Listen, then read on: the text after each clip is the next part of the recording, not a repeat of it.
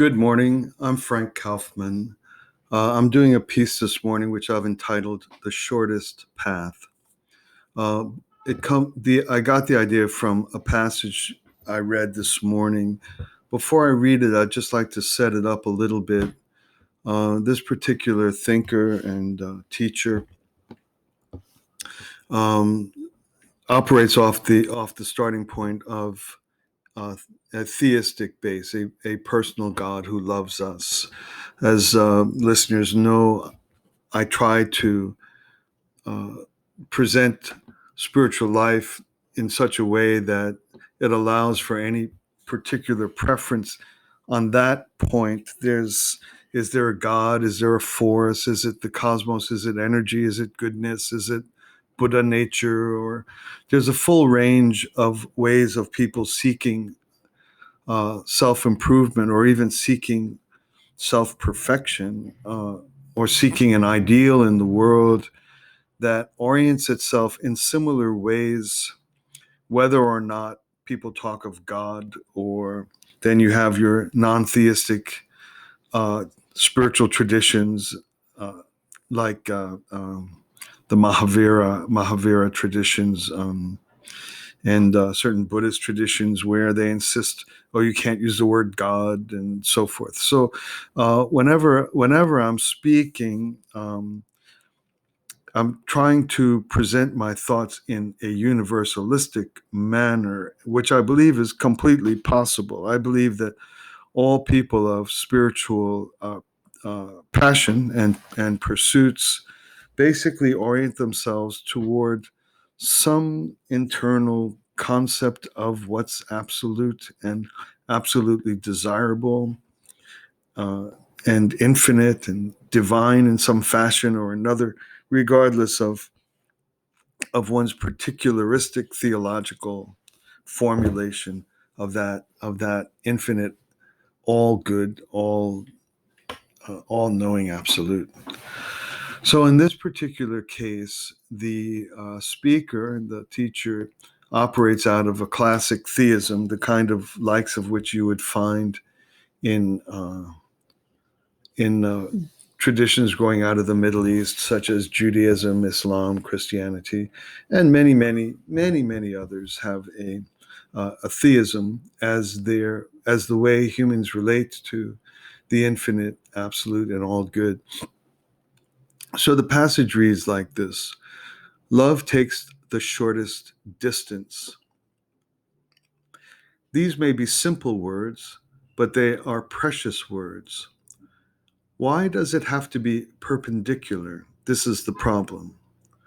Why does it have to be level and balanced? In order for love to be perpendicular, it must go the straight path, the shortest distance. When you go to visit someone you love, do you take your time walking leisurely, just as you would visiting a neighboring village, or do you go swiftly and straight like an arrow? Whether night or day, whether spring, summer, autumn, or winter, no matter how long history may be, love tries to take the shortest path.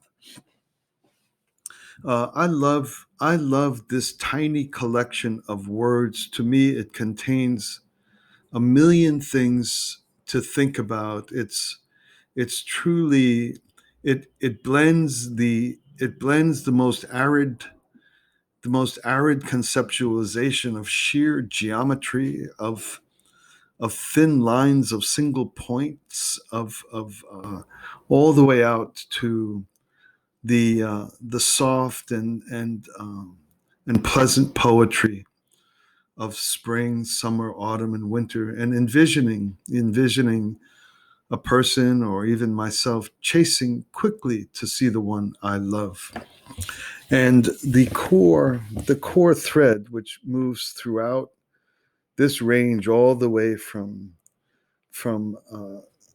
the most vacant way of thinking about reality, geometry, all the way to the richest, fullest, uh, poetic versions of, and softest versions of way of conceiving reality, the poetic. Uh, they blend well, and I guess that's what I love most about what I just read. So when one thinks about the shortest distance geometrically, then if you talk about something being perpendicular, that that describes the shortest vertical distance, perpendicular. Every other 1 degree off or less than a degree, off to the left or to the right, any angle other than a right angle or a 90-degree landing point is not the shortest distance. It takes longer to move from to an 89-degree angle from to a 90-degree angle. So why does love have to be perpendicular? Or because love takes the shortest distance. So perpendicular love is the geometrical representation of love coming downward, love coming from on high. So if one's earliest or basic views of relating to the infinite and to the divine is directly upward, then love coming from the divine would be perpendicular. It wouldn't take any more time than necessary. It would come directly to us. Conversely, or relatedly, in the passage it says it must go the straight path, the shortest distance. It must be balanced. Why does love have to be level and balanced? So you can't have a perpendicular line. You can't have perpendicular with only the vertical line. Perpendicular requires the horizontal line.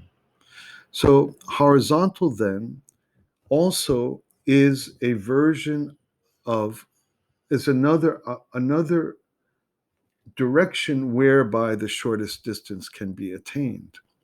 So if you're moving perfectly horizontally, in that way, you will arrive at your end destination at the shortest possible time or shortest possible distance. If you alter that degree upward or downward off the horizontal line, again, you're adding time or adding distance. If you travel along that path, you are not going the shortest possible distance, the shortest, straightest path, as this passage uses it. So here we have a spiritual teacher presenting a, an image of love geometrically in which it is a precise right angle.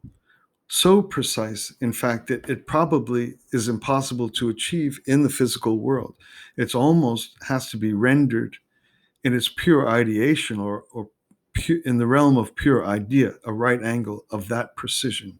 But that's the nature of love. And so to have something as clean and perfect and inarguable and the basis of all mathematical thought, the basis of all physical construction is the right angle. And to have a spiritual teacher bring that out to us and translate that out to us in these classical spiritual language and classical poetic language of that God is love, or love is all, or we are all in love. Love is the ambiance in which we relate, and so on and so forth. We never think of love in these kind of precise ways, and yet through this teaching, it is so excellently and so elegantly portrayed that when I am traveling, I myself like to stroll around. I like to amble here and there. I like to be aimless in my strolling and just glancing in every direction and enjoying, as you know, the cliche, what is it? Enjoy the what is it? Enjoy the path. It's the path, not the goal, or something. I'm like that. But if I'm trying to get to the person I love, then that way of proceeding does not obtain in my life.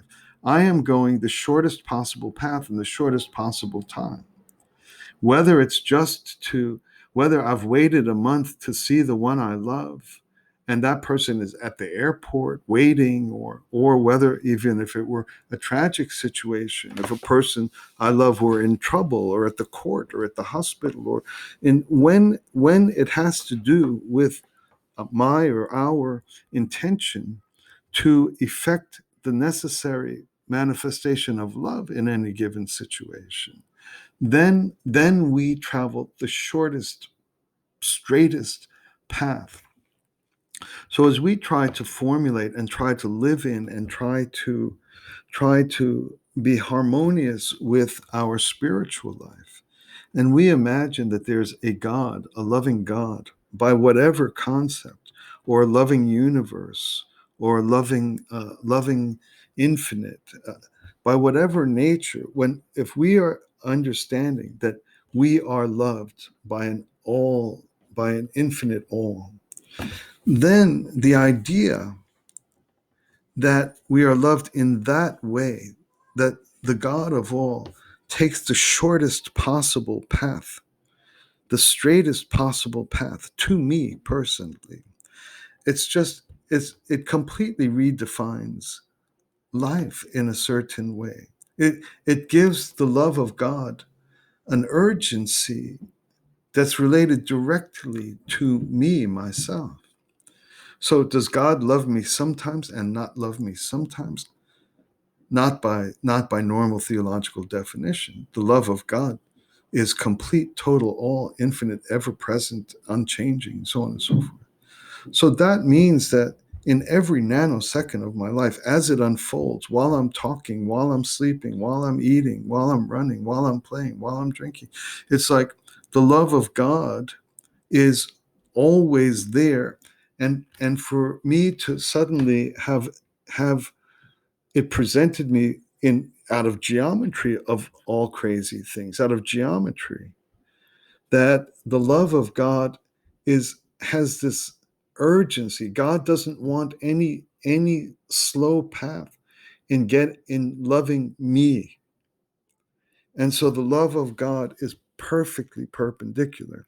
The second and last thing I want to say about these observations, and I think they could go for a long time based on this passage, is that in order for perpendicular to exist, horizontal must exist. And the other place where our love is all consuming and all passionate and all driven is in conjugal love. The love of our fiance, the love of our husband and wife, the love of our eternal partner, the love of the person with whom I will create new life, the love of the person, of the woman who fulfills my masculinity, and vice versa, the love between husband and wife, between man and woman. If it's in any degree off from the perfectly horizontal line, it is slower. It is slower. It is not the straightest and most direct path. And so when we consider the contemporary world of the pursuit of gender equality, once again, we're given a kind of miraculous spiritual word here that harvests the notion that I want to get to the one I love in the shortest possible way, in the fastest, straightest path. That means that gender equality, it's exact equality, that is the solution to that problem. If there is any one of the genders in a conjugal relationship that imagines itself to be higher or lower than the other, what we are really doing is interfering with the cosmic design of love itself. If I don't regard my wife as an exact equal, a perfect equal, that the horizontal line has not a degree higher or lower in it, only when we are truly equal is love possible, the type of love that is known to us as God's love, which comes to us again in the shortest possible path. So I was pretty excited about this extremely short passage, in that it it creates full circle of every way of understanding things that are true. And so there it is for today. Thanks a lot for listening, and look forward to be together again soon.